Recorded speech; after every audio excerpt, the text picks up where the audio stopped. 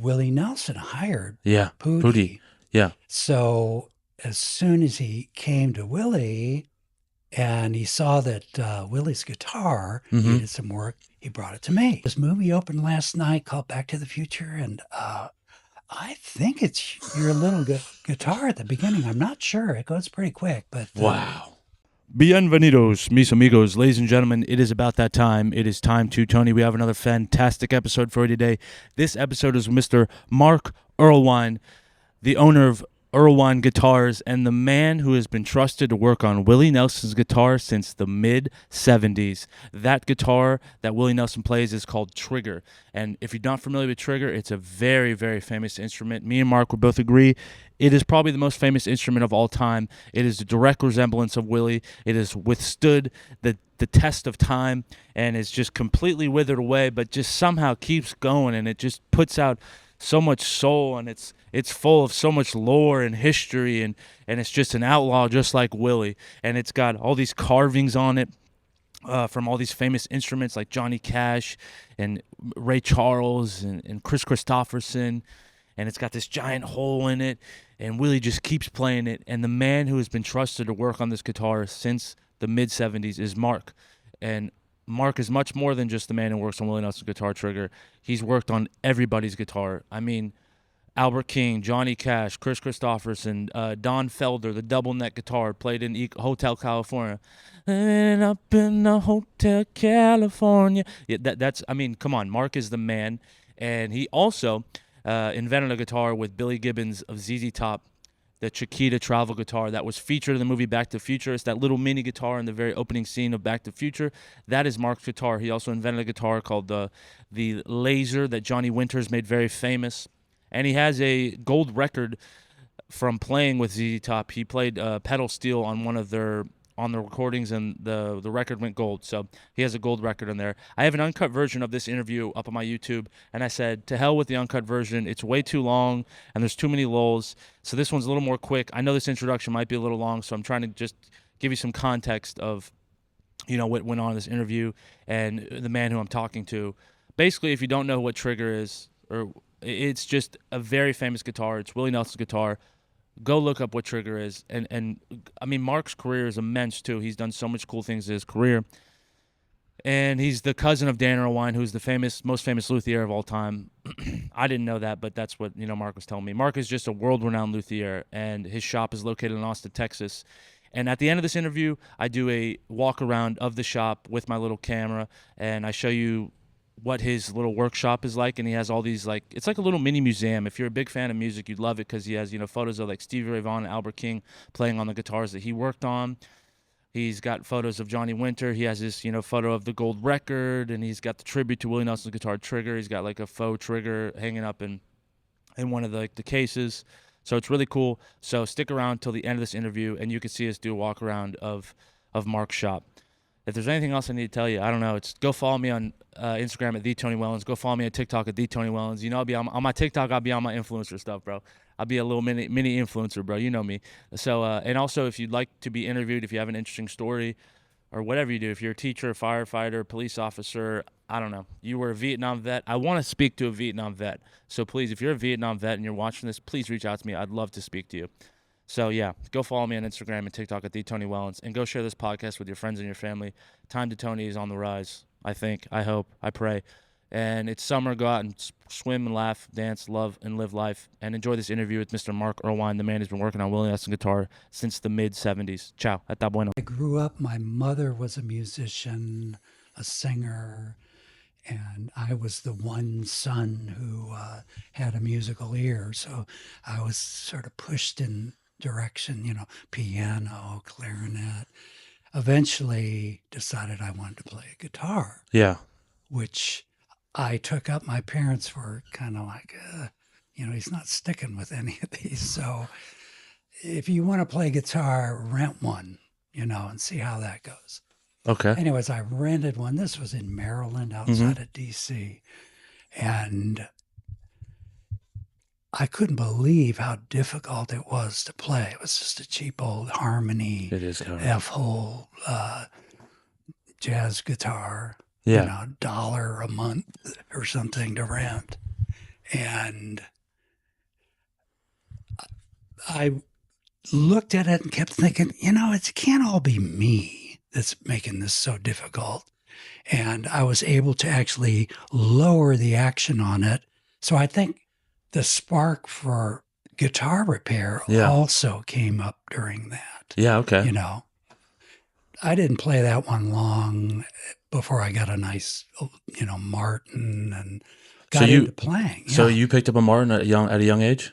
I did. I guess I was 17 when I bought my first Martin, a new Martin from Chuck Levin's music store in Wheaton, Maryland. Is Martin like that? That's the go-to guitar for Well, acoustic? it's the classic steel string American guitar. Okay. From 1836. And it's a steel string, which... Yes, it is. Now, they have since made some nylon strings like Willie's. Yeah, the right. trigger, of course. But that started in 67 or 68, I think. What do you prefer, a steel or a nylon? They're both beautiful. Okay, fantastic. Yeah. And what is your go-to guitar if you were to have to only play one guitar? Would it be the ones you design, or what would it be? Pedal steel is really my love. I love the sound of the pedal steel. Yeah. It's a very it kind of makes my soul wander a little bit. It's just a soulful instrument. It's just a very soulful one. Like I said, I picked up guitar and, I was a lead guitar player, but I soon realized there were so many guitar players that were better than me. Right. But I had always loved steel guitar, and I had a lap steel that I had played with some people on. So you fronted a band before? No. Okay. No. But I was in bands. Okay. But I decided, if I want to be in demand and on stage playing, I better find a niche. Yeah. And that's when I bought a pedal steel and started learning it. Because there just were so few people. Yeah. And also, if you ever need to take a phone call or anything, please. Let me check. Yeah. Anyway, so I realized that, if I could learn pedal steel, I'd be playing. And I persistent. Yeah, persistent guy, huh? Somebody needs their guitar worked on. No, it could be WIllie Nelson, huh? Visiting from New York. That oh my goodness. Needed an emergency repair on a lap steel. So oh, okay, perfect. We'll see. Cool. All right. So you started playing the steel very young. What age did you start playing the steel? I was 22 when I got my first pedal steel. Lap steel, I was 18, 17, 18. But pedal steel, I got it, and I built it. It was a Formica body, which I just could not tolerate it. I'm a wood guy. Okay, so. yeah. Anyways, I built this elaborate, it was a twin neck E9 C6. Yeah.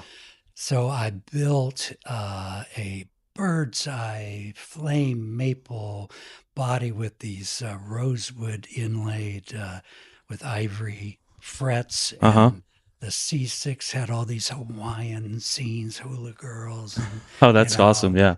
And then the E9th was all Nashville, broken hearts and trucks and truck drivers and all that.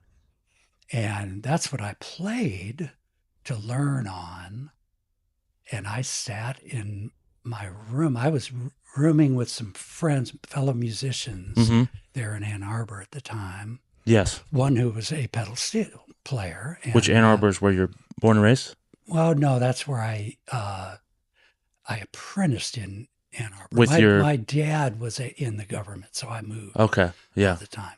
But my cousins were based in Ann Arbor. And your cousin was the one that introduced you into being a luthier. A luthier. Yes.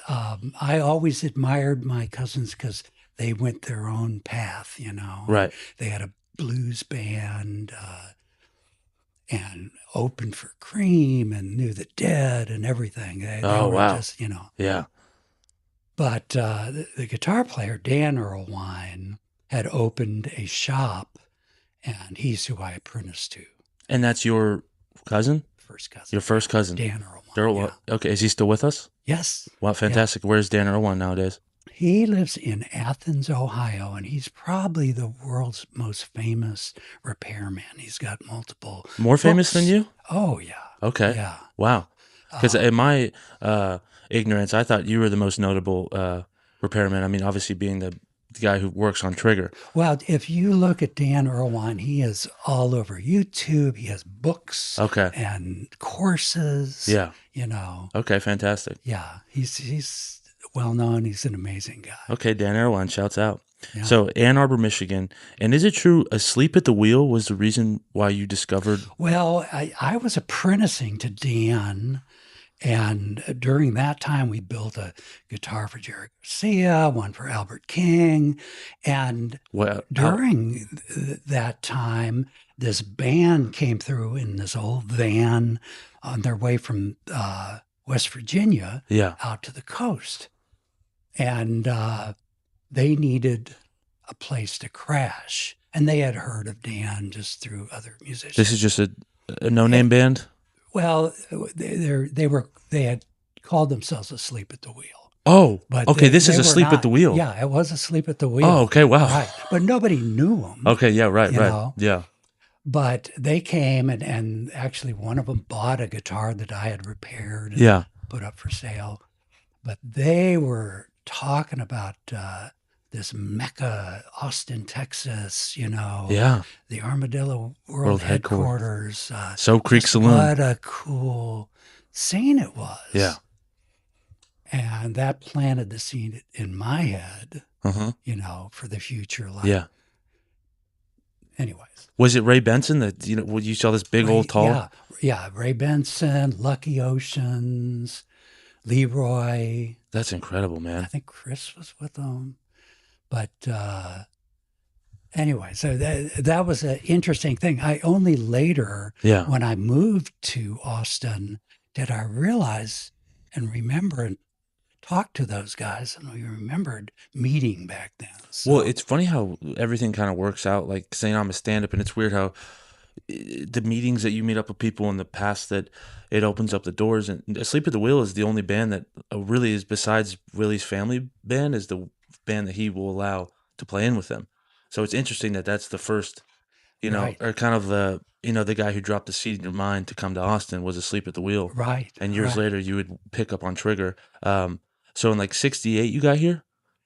69. 69 you got. No. Sorry, 74. That was in Ann Arbor. Okay. 69.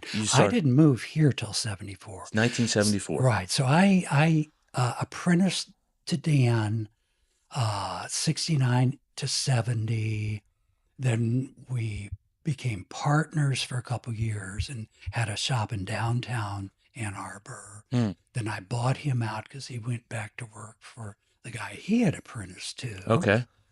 And eventually, a guy in my band had graduated from the University of Michigan, taken a job in Austin, and said, "You got to come see this place. Man, you won't believe what's happening." And that was in 74. That was in 73. Okay. So I came to visit him in, I guess that was late 73, and moved here in 74. You know, rented a truck and put my whole shop in. And brought it down. And what was it like in 73? In 74. Well, 74. in 73, it was great. Yeah, the first thing we did, he lived on a house on 34th Street where the Christmas lights are. Yeah. That little block there. He took me to a thing called Aquafest. Okay. That was at not Auditorium Shores. It was across the lake. I forget the name of it now, but walked in, there's music, lots of people, cross this little bridge, and right there was Frida and the Fire Dogs on stage. No way. Playing, you know? Yeah. And it was just like, wow, this is where I was meant to be. Yeah. You know, with my music. Of course, yeah. Because we were, the band I was in in Ann Arbor. We were doing Western swing and Okay. country music. Fantastic. Yeah. So, Western swing. That's a lot like Asleep in the Wheel. right. Okay. 73, man. So did you, I'm bouncing all over the place, but at 73, I mean, the amount of musicians that you, Well, were you 74 was 70? when I actually I keep saying moved 73. here. Yeah. 74.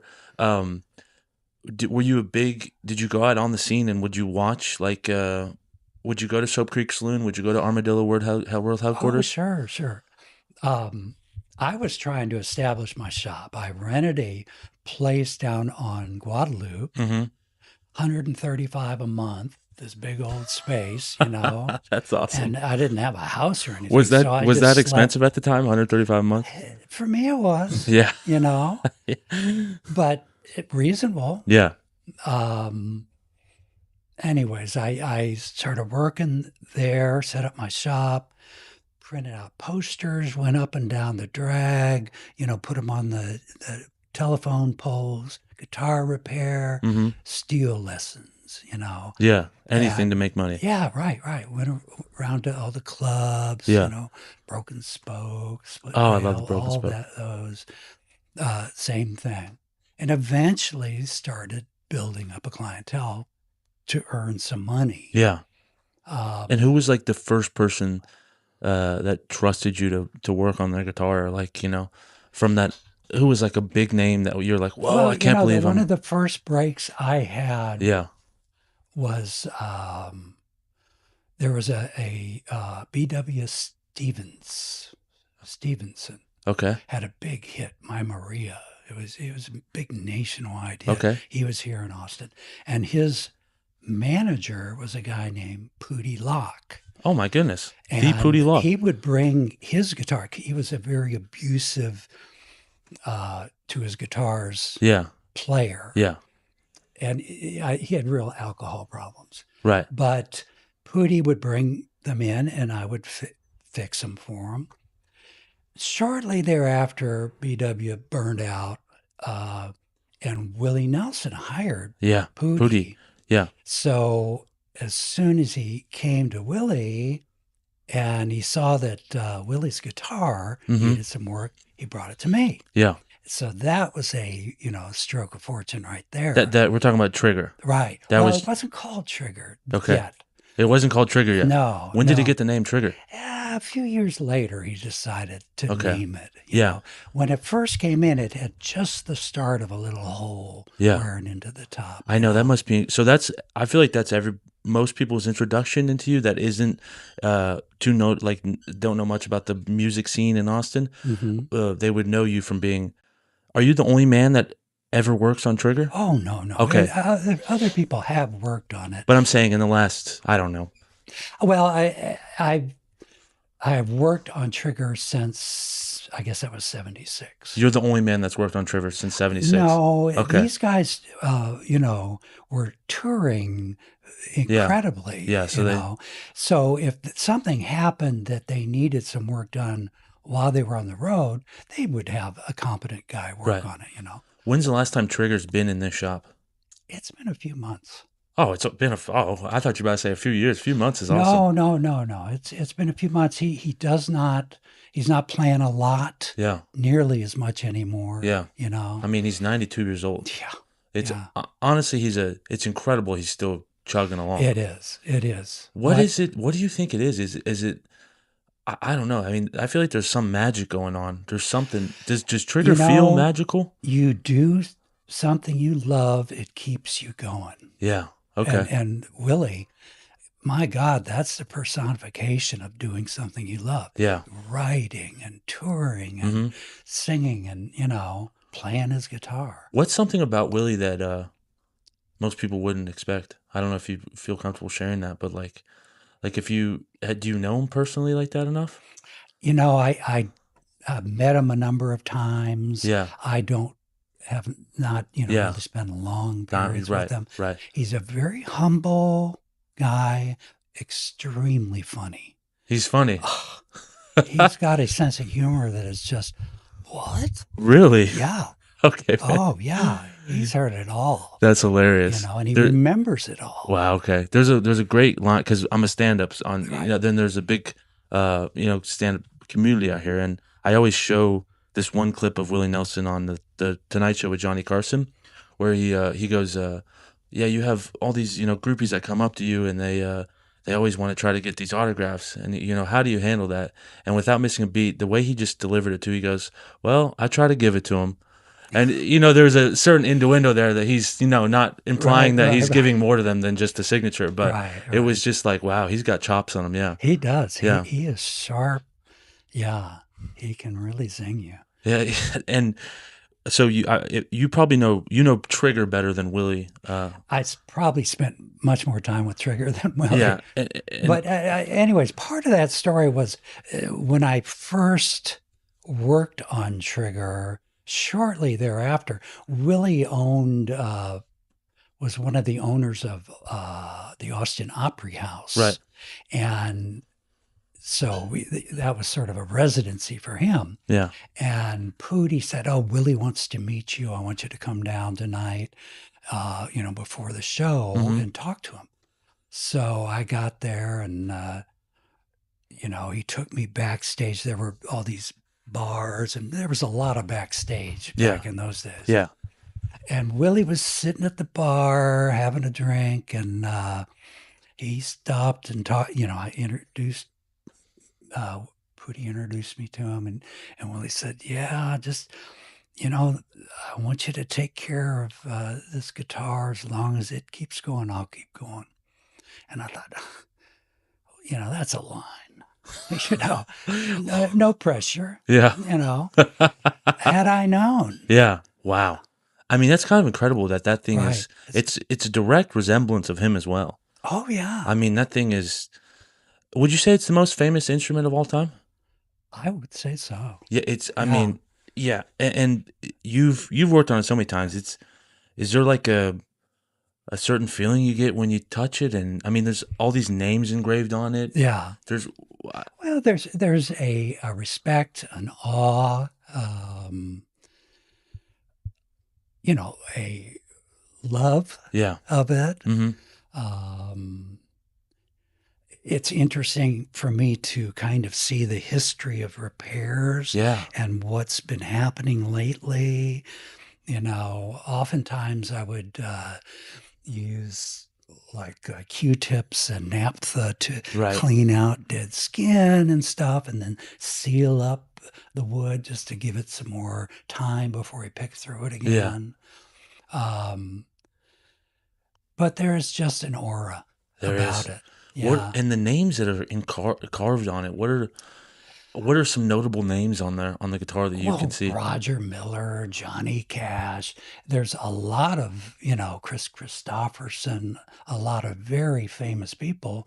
And over the years, Ray Benson I can see really well. Yeah, on that Ray one. Benson's on there. Who was it? Leon Russell.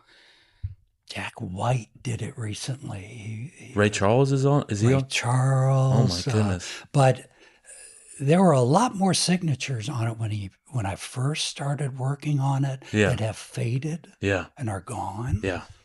And there's nothing you can do to. No, but I have been taking pictures of it over the years. Yeah. So that's been nice to be able to kind of look at it, and say, oh, look, that one is gone now. Wow. That's incredible. And of course, Pootie Locke. Right? Yeah. Then when Pootie passed and John Selman took over, John's is there. Recently, John's daughter has been, on the road with them. Okay. Signed it. Incredible. So there's a lot of family to it. Tunin' Tom is on there. Okay. He's no longer working on it. He's Tunin' Tom. Tom Hawkins, but they called him Tunin' Tom. He was the one who took care of Trigger on the Road and tuned it. Okay. Before he handed it to Willie. That's incredible, man. That's a bless. It's a yeah. Like I said out there, I don't. Everybody's asked you about Trigger, but I mean, how could you not? I mean, Willie's like my guy. And I feel like I probably will never meet him, but I feel like he's such a close friend to me. It, Yeah, yeah, it's he's a such force soulful of music, nature. force of Yeah. nature, man. And you have designed and made your own guitars over the years. Yes. And you were just showing me out there the Chiquita Yes, travel Billy guitar. Gibbons and I designed the Chiquita travel Billy guitar. Gibbons of ZZ Top, by the way. Right, Yeah. right. Um, we What do you mean you and him designed it together? You like Well, he would always take his guitar, Pearly Gates. He would have to buy it a seat when he traveled by plane if he didn't want to check it, which he never did want to check it. It's a 58 Les Paul that he did, he didn't Trace trust it. Hombres. Yeah. Yeah. He What didn't, Trace Hombres? well, that was probably their first big hit Okay. album. Okay. Uh, He just didn't trust people with it. Yeah, yeah. Yeah, he didn't want anything to happen to it. Okay. And he goes on the road with that little thing? The Chiquitas? Not really. He has Well, now thousands of guitars. Okay. Thousands, literally. Yeah, I'd imagine, yeah. Yeah. Anyways, when I first met him, I started building him guitars that, he used in different albums. I got to play on one of their albums. You played on one? Yeah, I got a gold record for playing on What? El Loco. It's out there. That's Yeah. awesome, man. Yeah, that was scary for me. He flew me to Memphis to record it on pedal steel, No way. and they said, "Play, all right, go ahead, Mark." And I was so nervous that you use a volume pedal. Yeah, your foot's shaking. Right. That's just part of the steel to keep the volume going right. And it was so shaken that it sounded like that. When I laid down the track, it was like that. Do you think an additive sound to it? I don't know. They said, "That was great, Mark. Thanks." And I went, "No, no." No, it's not. No. No, that was terrible. Yeah. And anyways, we did a couple more takes and I didn't shake. Okay. So, wow, dude. yeah. That's awesome. So you and Billy Gibson invented Gibbons. Billy Gibson, sorry, yeah. The little Chiquita, which Yeah, we were trying to make something. The idea was to make something that met FAA regulations. So you could legally take it on board, pull it down, put your headphones on, and practice your guitar. It's crazy because when you look at it online, you don't realize it's way smaller than you think. Yeah. It's amazing, man. Yeah. And the other one, the Lazer. The Lazer is a headless guitar that Johnny Winter really liked. Okay. Johnny, I had met at the Austin Opry House. Yeah. And he bought one of my Chiquitas from me early on. Okay. But when I designed the Lazer, I took it down to him when he was playing there again. He loved it. He was pretty frail guy, and he was used to playing these big Firebirds, and it would really hurt his back. So when he got one of my Lazers, it was like, whoa, I can jump around again on stage. Okay. And those are very kind of, I think you said they're headless. It's headless, and they're also kind of not rare, but there's not many. They're not like in production. No, they're not in production. Yeah. I've stopped making them. So. Oh, wow. Yeah. Wow. So they're very sought after? They are sought after, and I've had different models of them. Some were quite expensive, I initially had them produced for me in Korea. Anyways, the same thing with the Chiquita. I started production in Japan. Okay. Moved to Korea. Tried to have them made in Mexico. Yeah. And now they have them made in China. Fantastic. Well, I guess everything's made in China, And how did was it just by when you flicked on Back to the Future, were you just like, oh my God, that's my Chiquita, or did you know? No, I was, one of my customers came in. I had built a guitar for Mark Knopfler, and he was playing, doing a big concert for his, probably his biggest album. And he was playing that night, and I had been invited to come down and see him because he was going to use my guitar on stage. When the customer came in and said, I, this movie opened last night called Back to the Future, and I think it's your little guitar at the beginning. I'm not sure. It goes pretty quick, but Wow. that's how I learned about it. That's amazing, man. Yeah. That's awesome. I had no idea because when I walked in there, I was like, no way. Back to the Future. No, I just watched that Right. a month ago. I'm familiar with the references, but I didn't really ever watch the film. Well, only a mother would know their offspring. Yeah. But anyways, that has sold so many Chiquitas, I can't believe it. Wow. There are people all over the world are Back to the Future nuts. Yeah. Right, yeah. Nerds like me. Yeah, yeah. It's honestly a well-priced guitar, too. It's like $700, isn't it? Right, Yeah. right. That's like great price. Yeah. Well, some people don't think so, but... I think it's great, yeah. Right. I was honestly surprised to see the price of it, $700. Well, they were initially $300, so... Wow. They've been around a long time, 40 plus years. Wow. Well, I just picked up an accordion used for $500, so it's like... Right. It's all a guitar for $700 sounds great, especially one like that. Right. But later on, Spinal Tap came out, and they were using one in that. Yeah. It's almost like it was used in movies as a gimmick guitar because it's just so bizarre. Yeah. Where did the name Chiquita come from? It means pretty little thing. Okay. A Chiquita. In Spanish. Yeah. Chiquita. Oh, muy chiquita. Muy chiquita. So... Shout out Sarita. And Billy Gibbons is, big Mexico fan. Oh, me too, man. He said, yeah, let's call it Chiquita. Okay. That's where it came. Cool, man. Got that one. Man, so I'm curious. I'm a huge Doug Somm fan. Mm-hmm. Has Doug ever come into the shop? He has not in this shop. I was on Guadalupe for 20 years. Okay. My shop was there, and I worked on his guitar a number of times. Doug Somm. Down there. Yeah. What was Doug like at all? He was a manic, crazy man. He just was always, I don't know if he was high or I think he was naturally. That's what they say. People thought he was always on blow, but he was. He smoked a lot of weed. They said, but he was just Yeah, that was his personality. Yeah, and, Was he a rough guitar player on his guitars? I don't remember him. He didn't strike me as somebody who took huge care of them, but he wasn't abusive of them. Yeah. Certain players kind of take things out on their guitar. Really? Like who? Jerry Jeff Walker was one who just, for whatever reason, he was abusive to guitars. Not always. In later life, he toned down, but his band would take guitars away from him.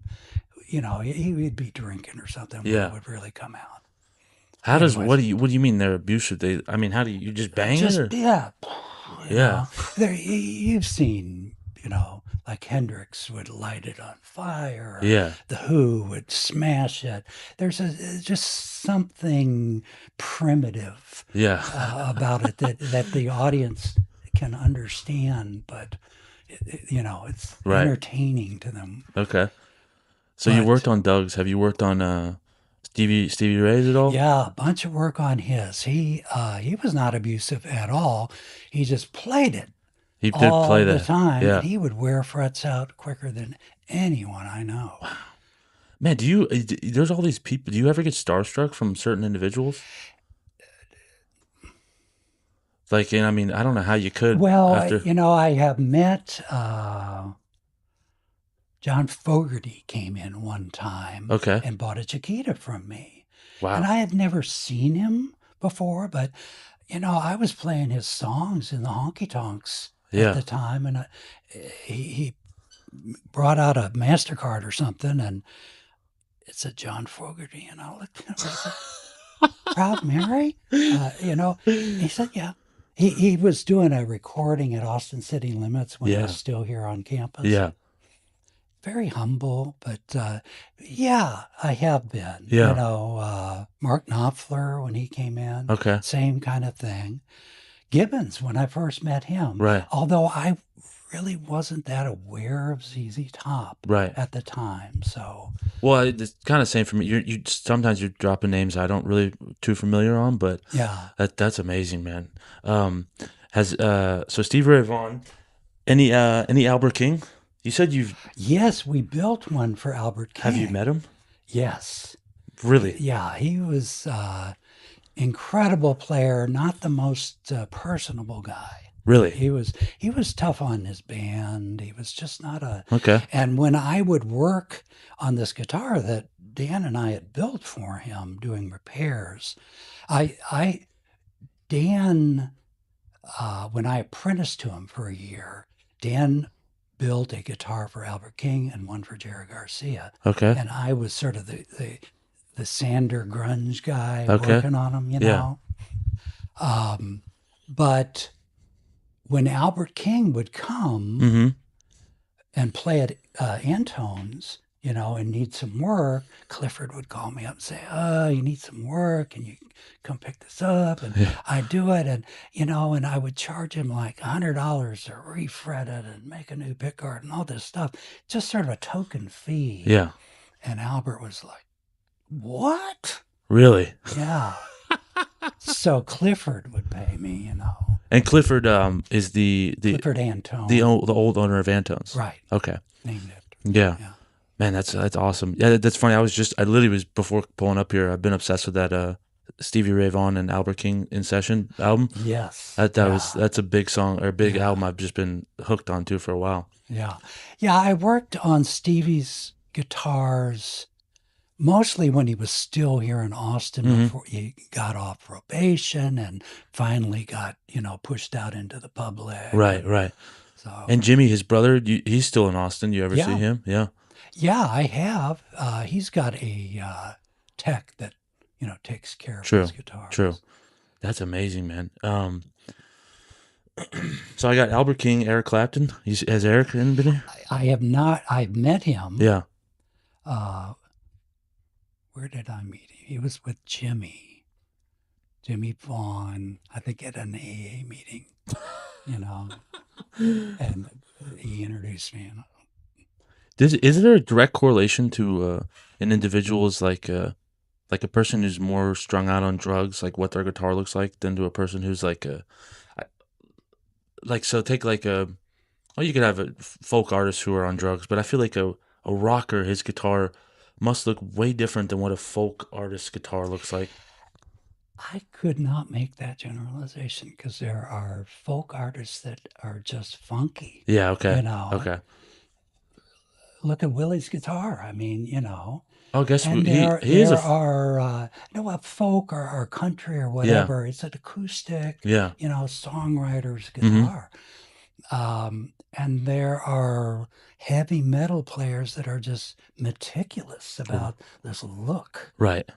Right. which I don't understand, but Yeah. it sells. So. What makes a guitar like a good guitar? Because I walk in a Guitar Center and I couldn't tell you the difference, but like I see a $60 guitar, like the first introduction guitars, but then you see like these $15,000 guitars. What's the difference? Well, the $60 guitar was made with essentially slave labor, overseas. Oh wow. So they can offer it at that price. And, Yeah. And I don't know that you should put that. No, on, please. but, I don't. We say it's anything on here. Really, what it is. Really? It's Yeah. Merchandisers trying to get, Yeah. make a guitar that looks like that $15,000 guitar. Pretty much looks like it, Yeah. but you can buy it for $60. Yeah. There's just no love put into it. Well, it's not the same as a factory where the craftsmen are really proud of their work. True. And what they're putting out. Okay. And getting paid decently for that pride Yeah. and work. Yeah, of course, yeah. Man, Sorry, we're bouncing all over the place. I'm looking at my notes here again. So you got to Austin here in the 70s, 73. 74. So, Jesus Christ. That's I okay, keep, buddy. I keep saying All 73, man. 74. And, I mean, how much have you seen this city change? I mean, Oh, it's been dramatic. Back then, I remember when I was still living in Ann Arbor, Time magazine had a little article about the cheapest major city in the United States to live, Austin, Texas. wow. And I thought, wow, there's all these different calls to Austin for me, you know. When I moved here and, rented that place for $135 a month, Mm-hmm. then I finally rented a house and shared with some other bandmates it was probably $185 a month, Wow. And then shortly thereafter, I bought a house for $8,000. $8,000. Yeah. And it was, Holy, is this a used or a brand new house or oh no, it was an older house? Okay. Cracker house, 700 square feet. Yeah. And just, the bank didn't even bother to check my references. That's I gave amazing. $2,000 down and assumed a $53 a month payment. Imagine if you would have held on to it now. That thing's, I mean, Yeah. Well, I lost it in a divorce. So, I'm but sorry. that's okay. I Yeah. had a much nicer house that I kept. So, Jesus, man. So, yeah, and then the music scene must have been. Were you out in the nightlife at all in Austin? oh yeah, back then I was Okay. young and could do it. Yeah. I could play. I was in bands Right. and playing. Did a little touring, but I always would get to the shop, and that was where I could make bread and butter money. Yeah. Okay. So, And was 6th Street where most of the live music resided? there was, back in those early days, there was some there, but it was not. Silk Creek Saloon, Split Rail, Broken Spoke, Armadillo. There were a number of other venues that were more, where people came to play. What's like the most notable night in your mind from like you being out and you're like, dude, there's no way these guys are on stage together?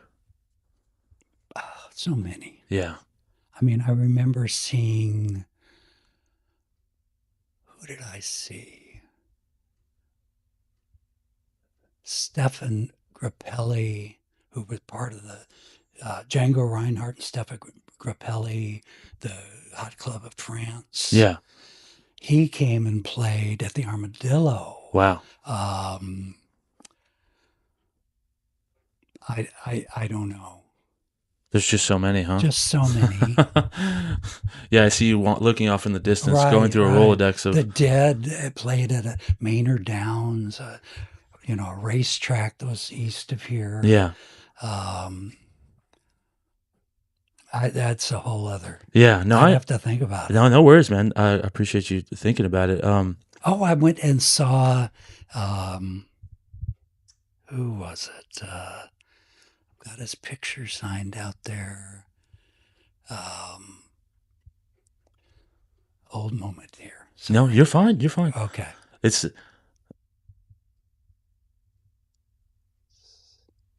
What is it? Waltz Across Texas. Waltz Across Texas? Well, he wrote that.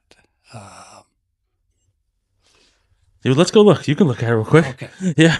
I am blanking. Anyways, I saw him. So it was Ernest Tubb. That's the name we're Ernest grabbing. Tubb, right. Yeah. Sorry about that. No, you're fine, man. Anyways, he was there at the Broken Spoke, Mm-hmm. and he had brought Hank Williams' band with him to back him up. Wow. So, yeah, that was a moment that will live with me Forever, yeah. To meet those people. Yeah. That's incredible.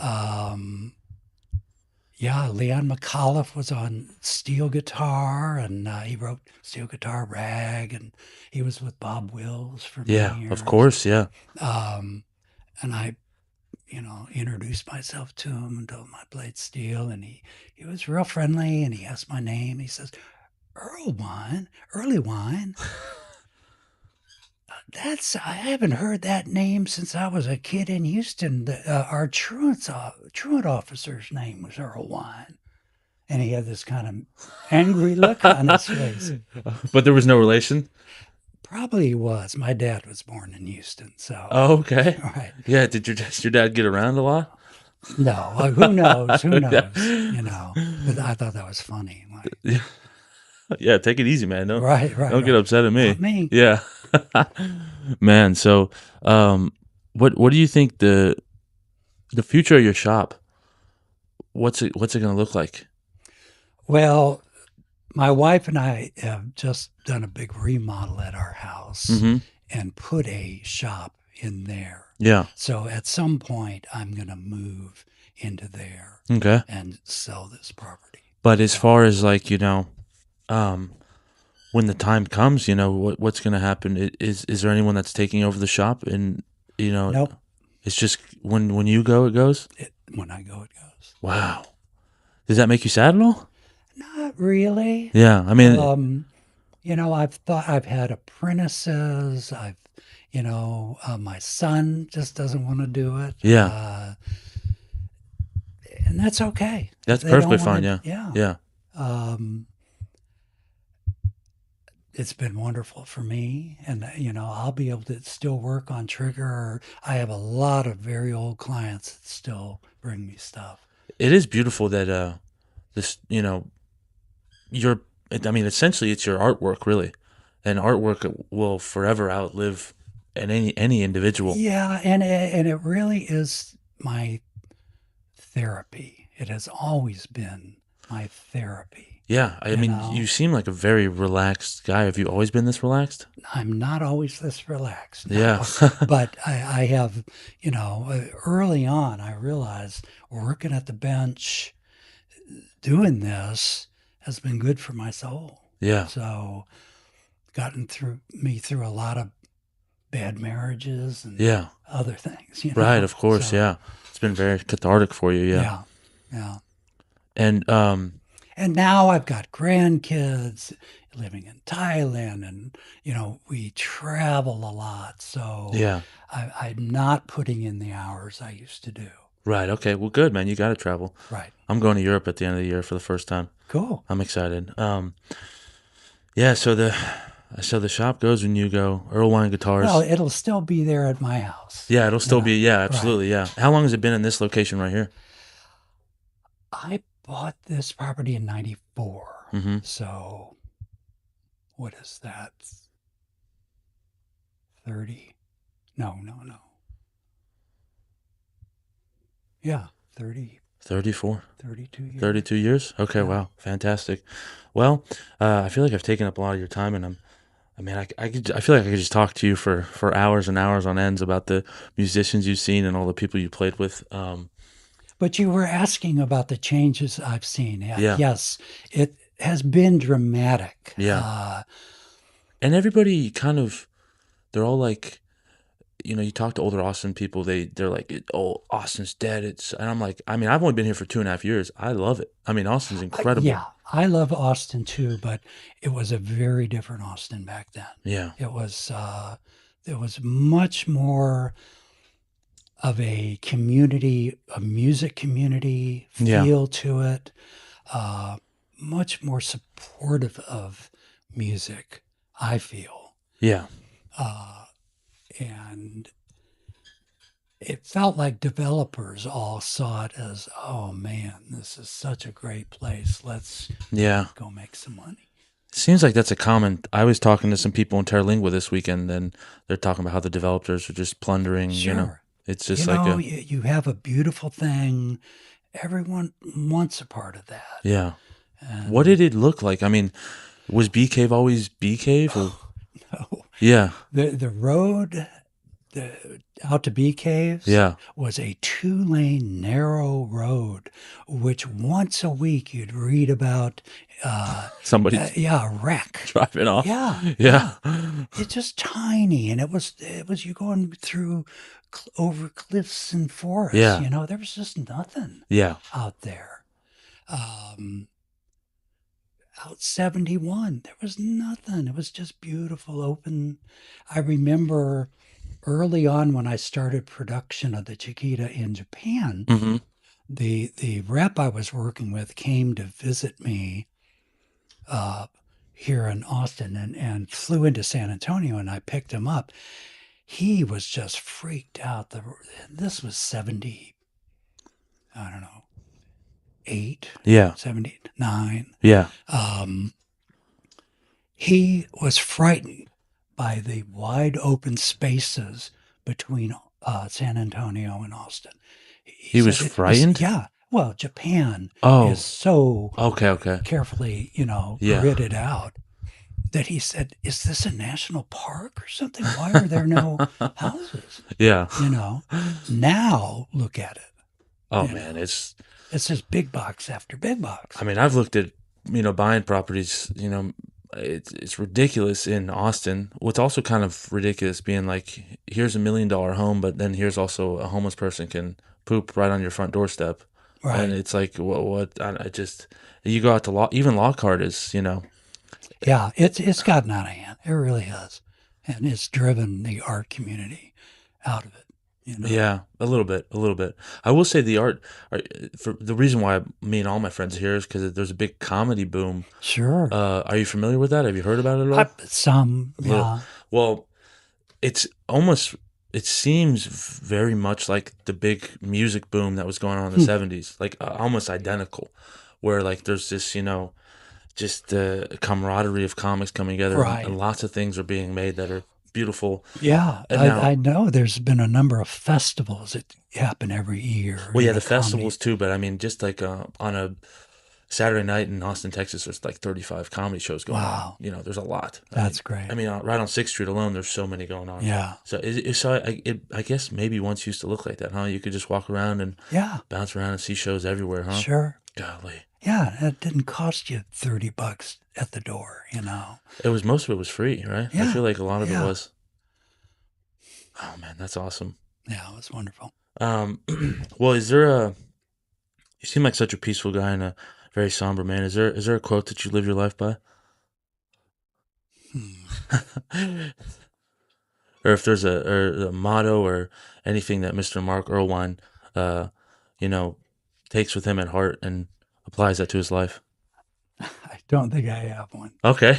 Right. Well, that's it right there. I'm sure I'll think of one. Yeah. Well, dude, I really appreciate you sitting down with me, and this was honestly a dream come true for me. And thank you for taking time out of your very busy day. You're welcome. It was fun. Thanks. You, buddy. Mark, you're the man, dude. Well, good. I want to hear it when it comes out. Please. Yeah, I will. I'm gonna try to dress it up the best I can, get some B-roll. And I'm not like a big. I'm not really doing it for the clicks, I'm doing it for the love of it as well, But I listened to one you did out in Big Bend. Really? It was fun. Yeah. Really? Okay, you listened to it. Yeah. No way. Okay, wow. Yeah. Fantastic. Yeah. Well, it's just I've spent time out there too, and I can get it. Yeah. Did you get to the part where? Did you get to Chris? Did you listen to the whole thing or no? I didn't hear no. Well, it got to the end. It was me and a bunch of comics, so it got us talking like a lot of just stupid shit at the end. Really. Oh, I missed that. Yeah. I think one of your buddies was talking about you had jammed the night before and was talking. We were playing John Prine. Yeah, we were playing. Have you ever seen John Prine?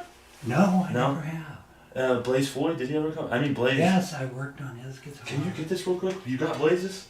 You got to talk on it real quick. Well, I don't have much to say about Blaze. I didn't even know him. Oh, you just barely, and he had... Yeah, I didn't really recognize him until later. Yeah, that was what really tied together that camping trip, man. Yeah, I mean, there were a lot of musicians that I worked on guitars that only later did I remember. Yeah. And realize, wow, they had a lot of shit going on. I didn't know it. Yeah. Oh man, this has been fantastic. Well, I hope you don't mind. I'm just gonna walk around and get a little bit of. Sure. So yeah, this is Yeah, 1 second, Mark.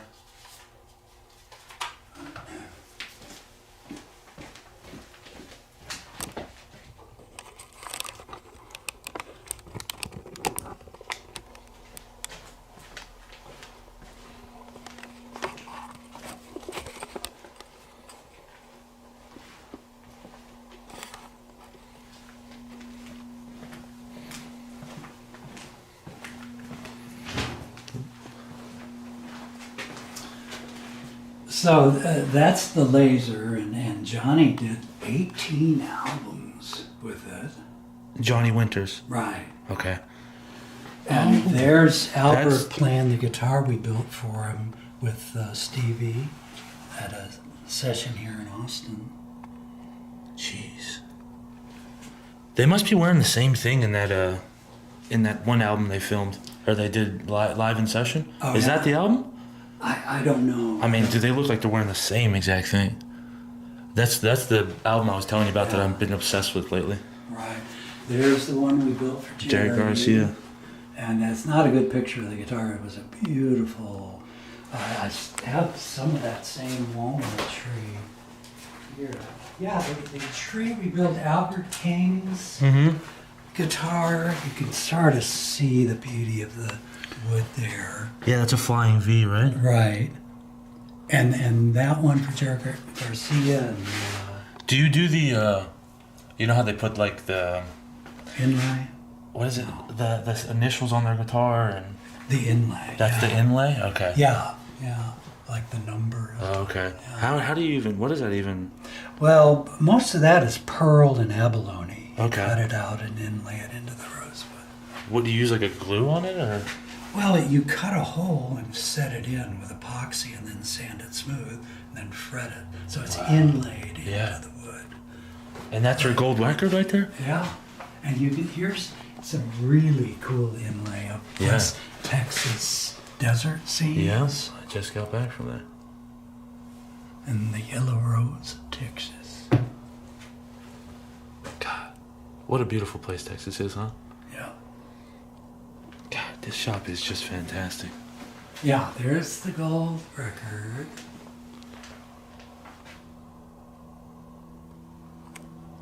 And what is that? Is that the Lazer? No, that's another one that used the tuning system from the Lazer. And you designed that tuning system? Yes. It's called the Winomatic. The Winomatic. Here's one I built for Gibbons. I built him about 18 different guitars. This one says, "Have mercy." Have mercy. That's him playing it there. He looks so different in there. Yeah. That's the one I did for Knopfler. His beard is like red, but it doesn't even look red in there. I guess it's an older photo, but Yeah. Faded photo. yeah. Unbelievable, man. There's a double neck I built for Gibbons. There's that one for Albert. One for Stevie. There's a double neck I made for the Eagles for their song Hotel California. Wait, that's the... You built that one? The one that they did on Hotel California? Yeah. That Wow. was for a tour they were doing for that. This is really quite incredible.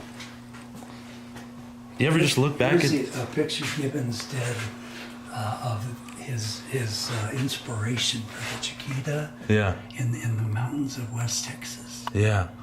Wait, so he got the inspiration for... Wow, he's a showman. Yeah. It's just, and here's a picture right here.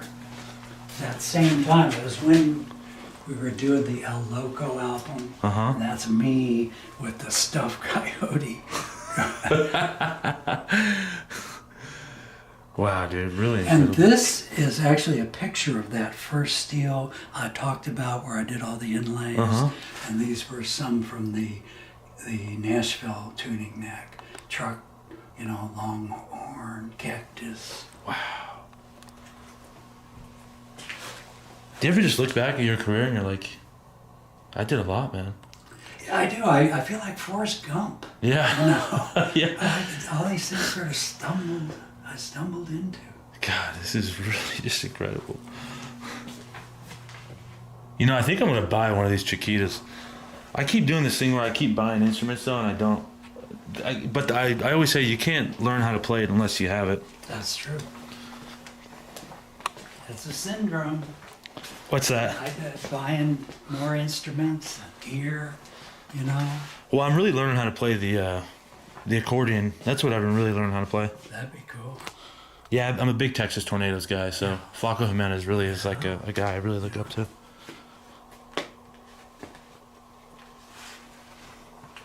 Yeah, I'm just going to do it like kind of a walk around of this, and then I'll get out of your hair, man. Sure. Are you working on anything today? Yeah, I've got this. This is a 31 Gibson.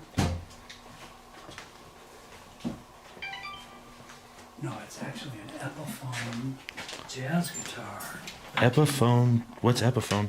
Epiphone was a old company. Oh, okay, I've seen that. Yeah. Right. That was a contemporary of Gibson. And eventually Gibson bought them out in the 50s. Okay. But they built beautiful guitars like Gibson. Yeah, I'm trying to think who I've seen that. A lot of guys I've seen play the Epiphone, I guess. There was one that sticks in my mind, but.